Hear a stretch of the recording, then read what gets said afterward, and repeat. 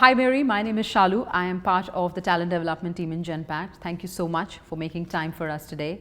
As part of our series to interview women leaders across the world, especially from our client organization, we intend to inspire women in Genpact and give them a role model to look forward to and really learn from your experience. So this interaction is more to capture your experience, your learnings, and some key advice you have for women in Genpact and what they could do to really become impressive and influential leaders of tomorrow. So thanks for making time for us. You're welcome. Okay, so Mary, really the first question in my mind was if you could share your professional journey. Sure, I'd be happy to do that. First of all, I really want to thank you for inviting me here, and I hope what I have to say women find helpful. But I will speak from my heart, and we'll see how this goes. So, relative to my professional journey, went to college, went to graduate school. I was a philosophy major in college, so I had to go to graduate school because I didn't have the business curriculum for a job. And my dad recommended that I study accounting, so I found myself in accounting. I worked for a public accounting firm for about 9 years. I worked for a retail company. Then I found myself at General Electric Company for about another 12 or 13 years. And now I'm currently at Cigna Corporation. So, various roles, all vice president, controller type roles, CFO roles, very much in the financial services and accounting arena. So Mary, as you look back, I'm sure there would have been some turning points that really defined or shaped your career as you think about it. Would you like to share some stories with us? Sure. Actually, I would say there's probably 3 things professionally that I would point to. The first was when I was in public accounting, I worked very hard on a client. I mean, this was an engagement where they were being taken over. They were taking over a company, and it was out of New York, and we had a very small amount of time in order to work through this acquisition. And we worked inordinate hours. It was every weekend. I was single at the time. I wasn't married, and really put my life and my heart into this engagement. And finished up the engagement. It took about 6 to 8 months. And then in the 9th month, a white knight came in and bought the company. And so this client that really was my little baby, that I put my heart and soul in, was now relocating from New York to the Cincinnati office.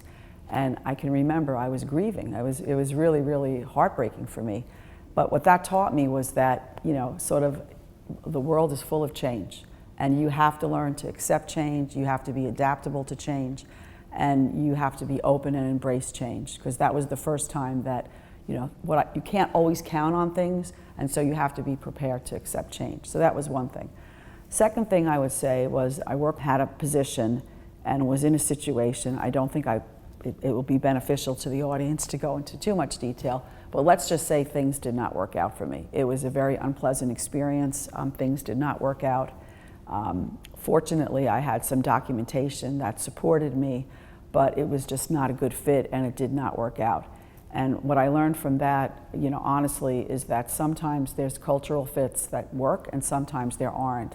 And you have to be honest with yourself. It's not always you. Sometimes you just don't fit in the organization. And as a result, it's important that you raise your hand and you move forward. So that was another big learning for me.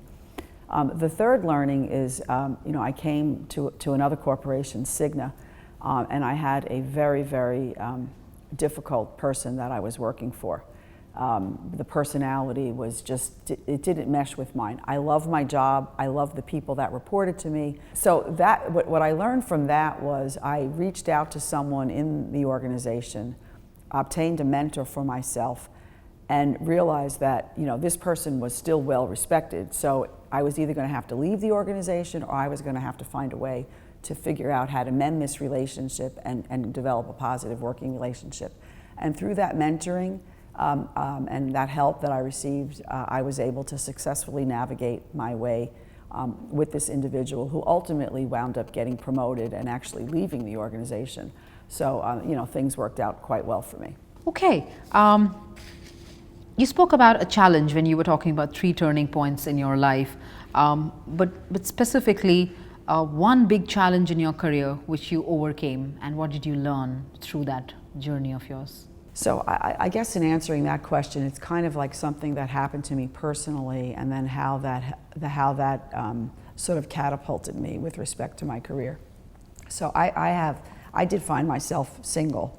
I had a 4-year-old and a 2-year-old, and I still am single. They're now 21 and 23, so it's been a long journey. And that was a very, very difficult time in my life because, you know, I found myself in a situation where I ultimately knew that I was going to be the breadwinner for the family, and I certainly had a lot of goals and desires for my children. And so that sort of registered with me that, you know what, you really are going to have to make something of yourself if you're going to be able to provide for your family the way that you've been provided for and the way that I desire to provide. So that clearly was a turning point in my life. And so I really did have to go for those assignments that sort of gave me the depth and breadth. And I can remember the international assignments when the children were young were very, very challenging because of the travel that was involved. But I did go for them, and I made sure that I had really good help at home and you know, taking care of the kids. And I think that those assignments really taught me a lot about the world, about different cultures. That international experience, I think, has benefited me over the course of my career in terms of getting different types of jobs and getting promoted and working through things. So maybe one last question now. What advice would you have for the frontline teams or middle management women to really stay focused on their career and really not go off track, especially when the life-changing events in terms of getting married, having kids, or having to take care of elderly parents or in-laws comes across, and the choice of not working is easier than working? Well, I mean, I do think that is a personal choice, right? So I think, you know, that's something that every woman has to grapple with, and it is a personal choice. I didn't really have that choice, but I think even if I was married, I think I probably would have been working. I think that work provides you with an educational opportunity where you learn so much about life, about things, about companies, about communication, that you can, and you're able to impart that to your children, and I think that's invaluable. You may not realize that when they're 5 and 6, but certainly when they start to enter high school or secondary school, I think you can really help them and be very instrumental in them. Giving them career advice. You're exposed to all different types of professions, lawyers, doctors. I find with the children, they're always asking for advice on, gee, Mom, what should I study in school? What courses can I take? And the fact that I worked and was in that environment, quite frankly, has helped me, enabled me to be a better mother in my ability to advise them and work with them. I think thirdly, if you do have children who really are studying hard in school, you know, the curriculum today is very, very hard for the kids. Yeah. The math, the science that they have to take. And I think that a working mom really has empathy and understands just how hard it is for these kids to compete. And the competition is not just local anymore, it's global. Yeah. And as a result, your experience working will enable you to advise them.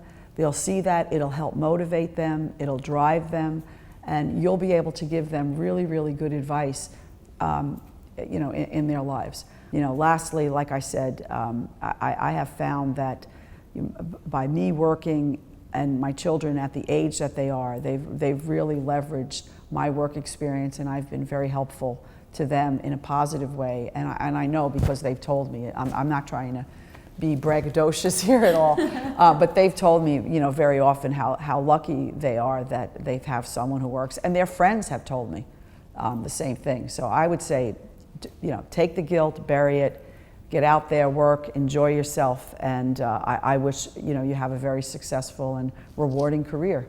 Thank you so much for welcome. making time. Thank you so much.